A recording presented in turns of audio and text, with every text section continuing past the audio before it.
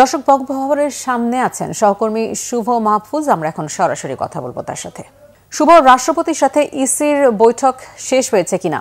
তারা দুপুর 12:12 বঙ্গভবনে এসে প্রবেশ করেছেন। প্রায় 2 ঘন্টার এই বৈঠক শেষে তারা এইমাত্র বের হয়ে গেছে। আপনি জানেন যে তফসিল ঘোষণার সার্বিক প্রস্তুতি নিয়েই মূলত প্রস্তুতি নেওয়া হয়েছে নির্বাচন কমিশনের পক্ষ থেকে। সেটি জানানোর জন্যই বঙ্গভবনের রাষ্ট্রপতির কাছে এসেছেন প্রধান নির্বাচন কমিশনার সহ 4 নির্বাচন কমিশনার।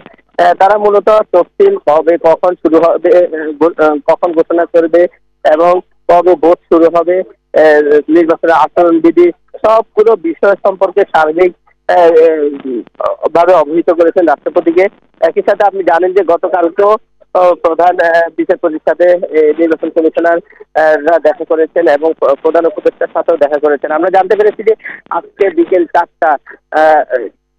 4টায় প্রধান নির্বাচন কমিশনের যে ভাষণটি সেটি রেকর্ড করা হবে নির্বাচন কমিশনের অফিসে এবং সেটি আগামীকালকে রাষ্ট্রীয় টেলিভিশন বিটিভি অথবা এবং বাংলাদেশ বেতারে একই সাথে প্রচার করা হবে। অর্থাৎ নির্বাচনের যে আনুষ্ঠানিকতা সেটি কিন্তু বলা চলে আর কোনো এখানে জটিলতা নেই। আগামীকালকে এটি করা হবে এবং কবে ফেব্রুয়ারির প্রথমার্ধে বলা হচ্ছে, বারবার বলা হয়েছিল সেই তারিখটা আগামীকাল থেকে স্পষ্ট হবে। আপনি জানেন যে বিগত 17 বছর আসলে দেশে কার্যত নির্বাচনের কোনো ব্যবস্থা ছিল না।